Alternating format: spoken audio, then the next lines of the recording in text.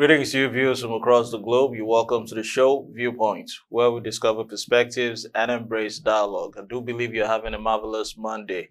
You do well to subscribe to our YouTube channel, Veegil Media, and follow us across various social media platforms. And don't forget to download the Veegil app on the Google Play Store and the Apple App Store.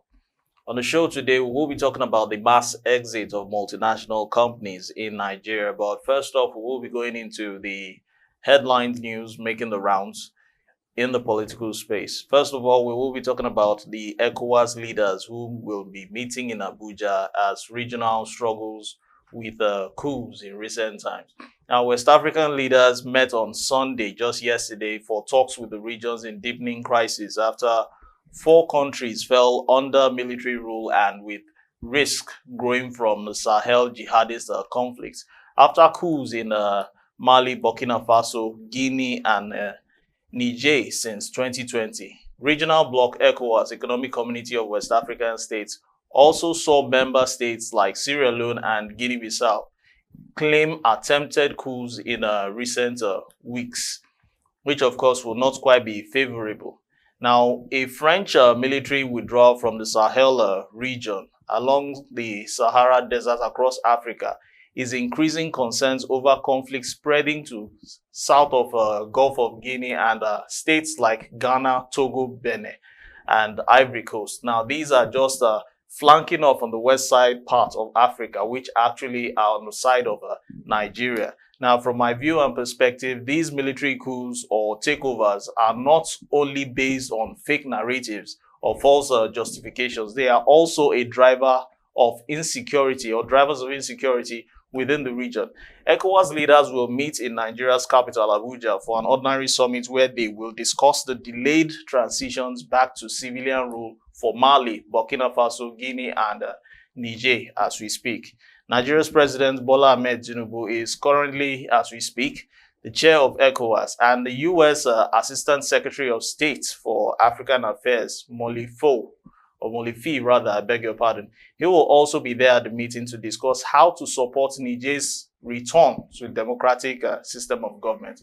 Moving on to other news making the rounds, we'll be talking about Wike's plan to spend 15 billion naira on befitting residence for the VP, Kashim Shettima. The group has actually kicked against this and telling the Senate, and of course who is heading the Senate, Godswill Akpabio. Now, in recent reports, the Senate President, Godswill Akpabio, has been urged not to approve an alleged plan by the FCT Minister, Nyesom Wike, to build a befitting residence for the Vice President, Senator Kashim Shettima. In a letter dated on the 2nd of December 2023, the group in question here now is SERAP, Socio-Economic Rights and Accountability Project, which they specifically want Akpabio to promptly reject the plan by the FCT Minister, Nyesom Wike, to spend 15 billion naira for the construction of a befitting residence for the Vice President, Kashim Shettima. Now, it's called on Akpabio to assert Senate's authority and constitutional oversight roles to reject the 2.8 billion naira on publicity for the FCT administration and other proposed wasteful and unnecessary spending that may be contained in the 2023 supplementary budget and the 2024 budget proposed by President Bola Ahmed Tinubu.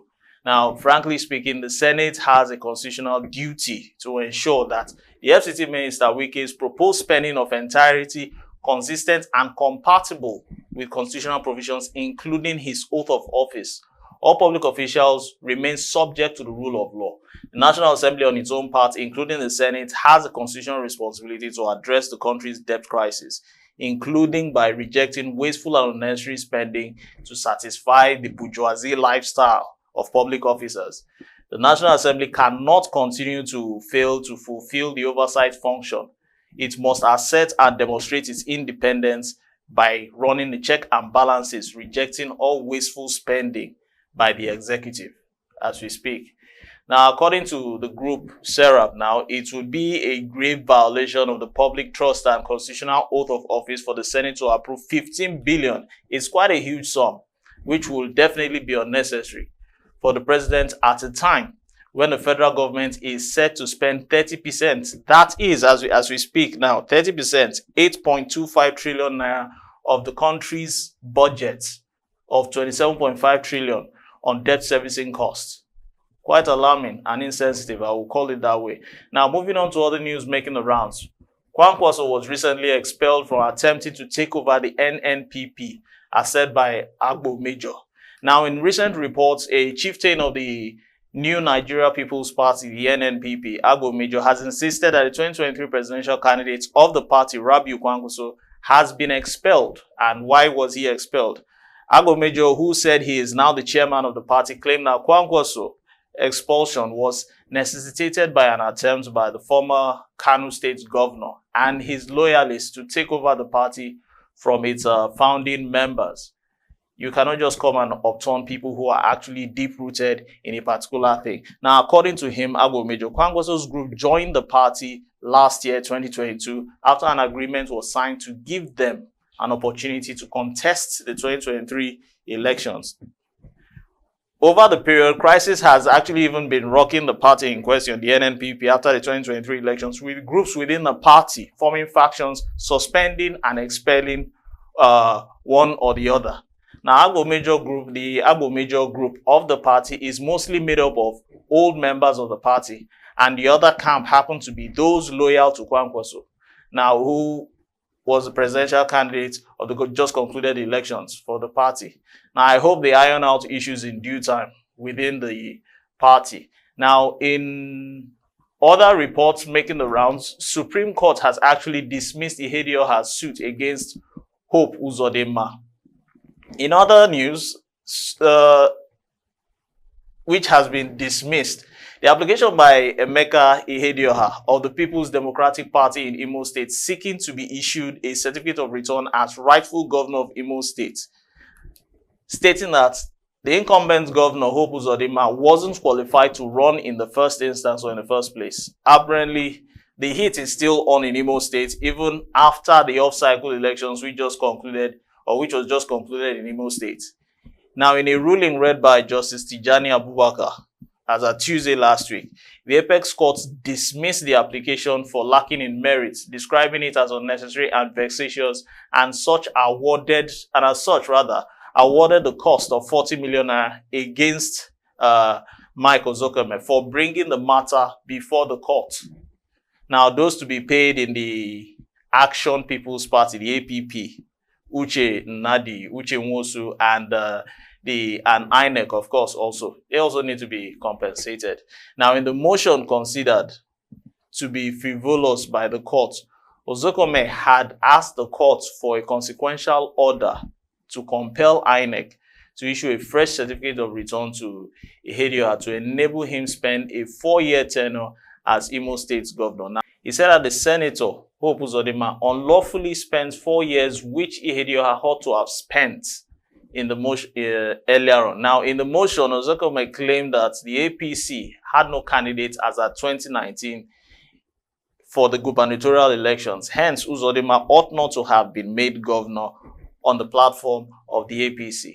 In any case, though, the Apex Court dismissed the motion on the grounds that it had no jurisdiction to entertain such a motion. Now, we hope that the ongoing events in Imo State doesn't upturn activities of governance in Imo State. Now, I have learnt my lessons. Now, this is according to Dino Melaye, who has actually denied collecting 3 billion naira from Atiku and Dangote. Now, these are financial heavyweights to mention. Atiku, former presidential candidate under the platform of the PDP, and Dangote, which is, of course, not a hidden name, a very renowned name. Now, Melaye says he has learnt his lesson and denied collecting 3 billion naira, and we as to finding out why, we do not know.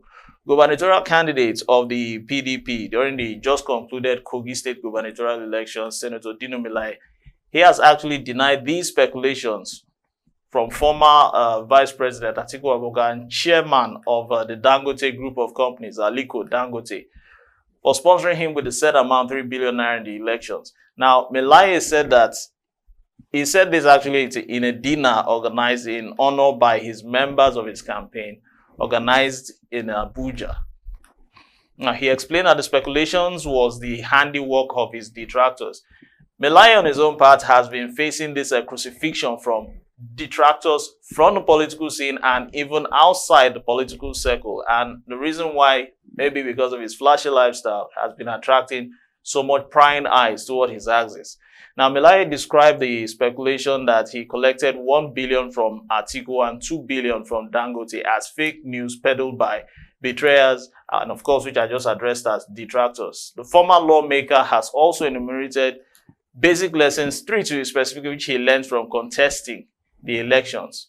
Now, he also went further to explain that the unity was required within the PDP family in the state, especially in Kogi West, in order for the party to win any elections, declaring that it was against the political interest of the party for Kogi West or any zone in the state, for the matter, to field more than one candidate in such a critical election. Now, those will be all now from the political space in headlines making the rounds. We'll be moving over now to the next phase of the show, which is the mass exit of multinationals from Nigeria.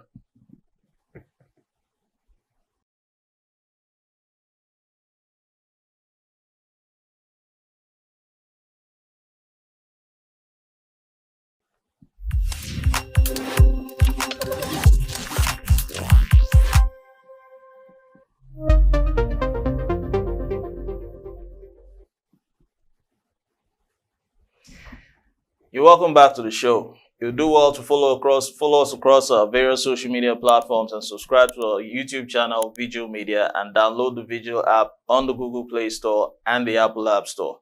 I'm Odiawa AI for Veegil Media. Now, moving on to the next phase of the show, we will be talking about the mass exit, or should I say exodus, of multinationals from Nigeria. Now, recently, because of the unhealthy climates in the country, it has seen both old and young professionals from different walks of lives embarking on an endless exodus out of the country. Now, multinationals who have been here for decades have also been, should I say, faced all sorts of heat, thereby prompting them to leave the country. And who is at the receiving end at the end of the day? Mostly those within the country who have benefited from these multinationals. Now, it is indeed a sad irony that at a time that the incumbent chief executive, I mean by that President Bola Ahmed Tinubu, is traversing the world to shop for new investors for the economy, the divestment of otherwise well-rooted multinational manufacturing companies from Nigeria has suddenly developed into a nasty torrent, let me put it that way.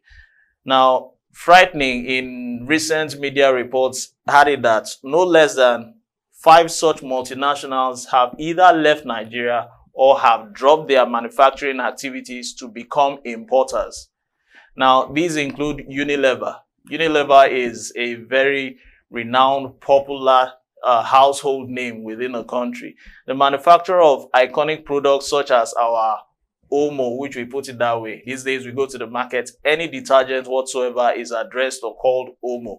Now, Sunlight soap also, it's another product from Unilever, and many other household items. Now, this company now has also joined the league of multinationals who have embarked on an exodus, leaving the country because of unhealthy climate. Next up now will be GlaxoSmithKline. GlaxoSmithKline has also been there for decades. And you don't want to know how many decades. It's a drug and vaccine manufacturer that has actually been serving Nigeria with drugs and many households or hospitals out there for decades. And GlaxoSmithKline is not just some infant when it comes to the manufacturing industry here concerning household items. These are people that, this is a company which actually provides labor and all sorts for the Nigerian system. Now, moving over to number 3 will be Sanofi. Sanofi actually is a French pharmaceutical producer. Also, another company finding itself on the list of companies exiting the country. We've mentioned Unilever, we've mentioned Sanofi, we've mentioned GlaxoSmithKline. Now, all these companies, when they leave, it's a question of the nation losing investors, losing people creating jobs, losing people who are actually manufacturing and providing household items for the nation at large. Now, another company will be Procter & Gamble. Procter & Gamble is an American-based company. It's another familiar household goods manufacturer. It's restructuring to become an importer, not embarking to leave anyway, because Procter & Gamble has been always a serious competitor with Unilever. It's another company which is actually being frustrated by the Nigerian system or climate, forcing it to begin to re-strategize on its modus operandi within Nigeria. Now, another company we'll now mention is Bolt, a user-friendly company and a ride-sharing and goods delivery app, which only opened shop in Nigeria in 2021 to give Uber. Uber also shares similar services, likewise Bolt. Now, it opened shop in Nigeria in 2021 to give Uber a run for its money. It's also affected as we speak. Uber had already started suffering its own share of the whole blame game within the climate some years back. Now, back in 2006, tire manufacturing companies such as Michelin and Dunlop, they are also companies who had initially left the country. Now, Michelin and Dunlop left the country for its sister West African country, Ghana, because of the collapse of our rubber raw materials sector. And it's quite sad and alarming. I was watching a movie the other time and I could see plastic bottles being used or recycled to serve as sole for shoes. We see all sorts of plastic bottles littered all over the country. Why should a country such as Nigeria be lacking in things such as rubber materials to even do or fix up tires? Now, with these seasonal economical mishaps which are having political undertone, it begs the question, why? Like I always say, food for thought, and we will need to wine and dine about this in our brains, because the divestment scale is also evident even in the oil industry. The watershed of our economy, no fewer than 26 oil companies and investments have actually pulled out and sold their stakes to domestic investors. Now, these companies are very influential. Influential oil mining multinationals such as Shell, ExxonMobil, and Eni. Now, these companies have embarked on an exodus mainly because of heightened insecurity in the Niger Delta and instability or inability also of the Nigerian government to provide their counterparts funds to enable the joint venture agreements to explore new oil fields. Even way back in the early days, former President Olusegun Obasanjo, who also began this junketing in search of investors and debt forgiveness, because when the Obasanjo administration came in, Nigeria was really in serious debt. Hence the signing of or inking down of so many agreements. Now, when these documents were being inked down in the name of agreements, there were warnings that such an approach was unbusinesslike or, had some hidden clauses and could end up bringing foreign businessmen, who will come to hustle the country, let me put it that way. And they ended up milking and draining the Nigeria's economy. Now, evidently, as we speak now, these hunches as at back then now have actually come to limelight because the Obasanjo administration attracted a number of foreign investors who colluded with their domestic partners to buy privatized national assets for peanuts and eventually sold them off. Definitely, it was a smart move by those ones at the detriment of the nation. Now, the question I threw out there, which serious manufacturing outfit will actually come into Nigeria currently at this point in time when those who have been there for decades are actually living en masse, judging from the list of companies which I have just mentioned? We can only get more trading companies, more so as the Central Bank of Nigeria, the Apex Bank, CBN, has lifted its import restrictions. The operating environment within the country is currently hostile to serious manufacturing activities alongside the high cost of foreign exchange, energy, multiple taxation, not forgetting also the rotten criminal justice system, which is unfavorable to even the common man, and insecurity annihilating both domestic and multinational manufacturers alike. Our employment problems and crime rates continue to worsen drastically, and if care is not taken, we may soon be back to an era where essential commodities become scarce and unaffordable. Already the cost of drugs has gone up and it's beyond the reach for most people. It's of common knowledge now as we speak. Now people are now resorting to tradomedicals. Now the Tinubu administration must restore Nigeria as a haven. We understand definitely it's not going to be an easy task. It's going to be a case whereby one will have to go through the mill in an uphill task manner. Now, Nigeria as a safe haven for manufacturing to bring back these industries. If Nigeria is no longer safe, these people will not operate comfortably. Now, indigenous manufacturers also are not also left out. They must also be empowered also. Ultimately, the solution will forever and continue to be within us, because no one will go out there or no one will come in here and begin to provide solutions if not that he or she doesn't have something to benefit or gain at the end of the day. I'm Odiawa AI for Veegil Media, and the show has been Viewpoints, where we discover perspectives and embrace dialogue. You do well to subscribe to our YouTube channel, Veegil Media, and follow us across various social media platforms. Don't forget to download the Veegil app on the Google Play Store and the Apple App Store. Thanks for watching.